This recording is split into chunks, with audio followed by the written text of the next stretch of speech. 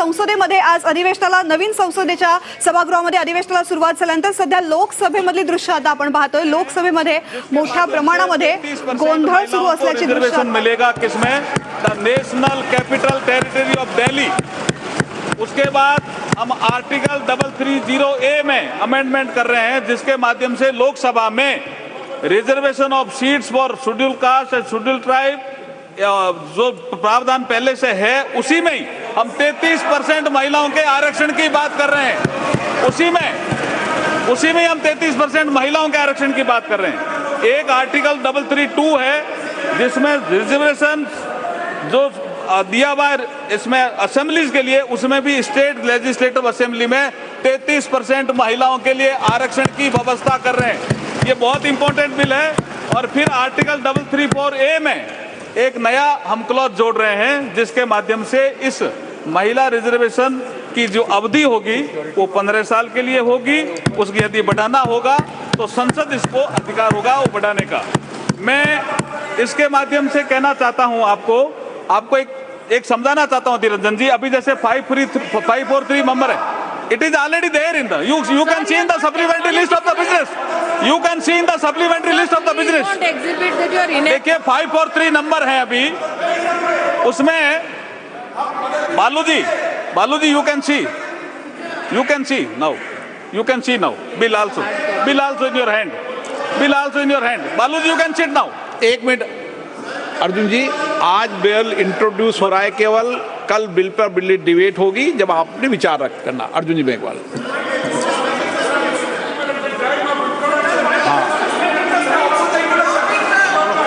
अध्यक्ष जी, मैं इस बिल के माध्यम से जो परिवर्तन होने वाला है वो बता रहा हूं अधीर रंजन जी।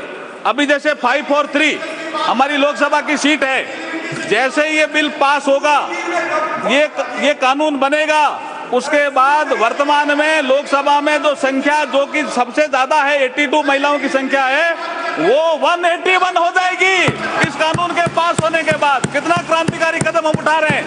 आप इसके समर्थन में नहीं हो क्या? आप बैठिए, एक बार बताता हूं मैं आपको। और इतिहास भी सुनिए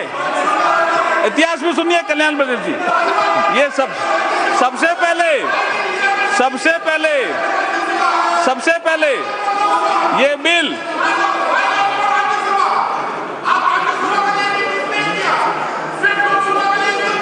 राज्यसभा में भी करेंगे हम।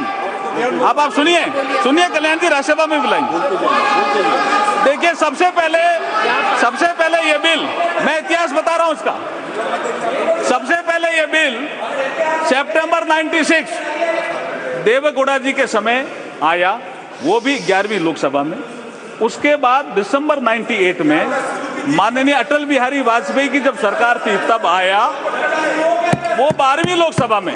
उसके बाद दिसंबर 99 में अटल जी की सरकार थी तब फिर आया 13वीं लोकसभा में। और ये जिसका जिक्र कर रहे हैं डॉक्टर मनमोहन सिंह जी के समय जो बिल आया वो लोकसभा में नहीं आया, वो आया मई 2008 में राज्यसभा। यही यहां से षड्यंत्र की बू आती। और राज्यसभा में आने के बाद ये डिपार्टमेंट रिलेटेड स्टैंडिंग कमेटी में गया और वहां ये बिल जब रिपोर्ट आई तो मार्च 2010 में 9 मार्च 2010 में राज्यसभा ने इसको पास किया। उसके बाद राज्यसभा ने कम्युनिकेट किया लोकसभा को और जब रिपोर्ट किया तो लोकसभा के सेक्रेटरी जनरल जब इसको रिपोर्ट किया तो ये लोकसभा की प्रॉपर्टी बन गई। और 15वीं लोकसभा जैसे ही भंग हुई, अध्यक्ष जी 15वीं लोकसभा जैसे ही भंग हुई 18 मई 2014 को ये बिल भी लैप्स हो गया और इन लोगों ने पारित नहीं किया, जानबूझ के पारित नहीं किया। मैं कॉन्स्टिट्यूशन का प्रोविजन पढ़ना चाहता हूँ अधीर रंजन के लिए। अभी सुनिए, आप सुनिए द प्रोविजन। ये इसके बाद मैं अधीर रंजन जी देखिए आर्टिकल 107। अरे सुनो तो सही। मैं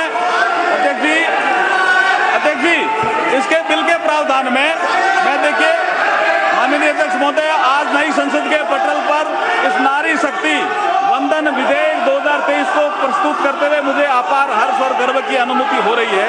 आज ये सदन नारी शक्ति को लोकसभा और राज्यसभा में 33% भागीदारी देने का साक्षी बनेगा। भारत के यशस्वी प्रधानमंत्री श्री नरेंद्र मोदी जी की सोच हमेशा से नारी को शक्ति स्वरूप मानने की रही है और माननीय प्रधानमंत्री जी के नेतृत्व में देश में आज वुमेन डेवलपमेंट से वुमेन लेड डेवलपमेंट की ओर तेजी से कदम बढ़ा रहा है देश। आज हर क्षेत्र में, चाहे वो अंतरिक्ष हो, सेना हो, पुलिस हो, खेल जगत हो, उद्यमिता हो, व्यवसाय हो, साहित्य हो, कला हो, महिलाएं प्रभावशाली नेतृत्व करके देश को गौरवान्वित कर रही है। आज हम प्रधानमंत्री मोदी जी के नेतृत्व में नारी शक्ति वंदन विधेयक प्रस्तुत कर सच्चे अर्थों में नारी शक्ति को उनका अधिकार देने जा रहे हैं।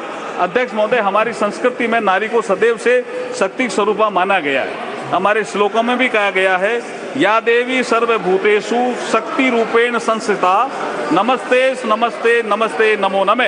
अध्यक्ष महोदय, मैं इस अवसर पर भारत के संविधान निर्माता बाबा साहब भीमराव अम्बेडकर का एक कोट आपके समक्ष प्रस्तुत करना चाहता हूं, कोट अनकोट।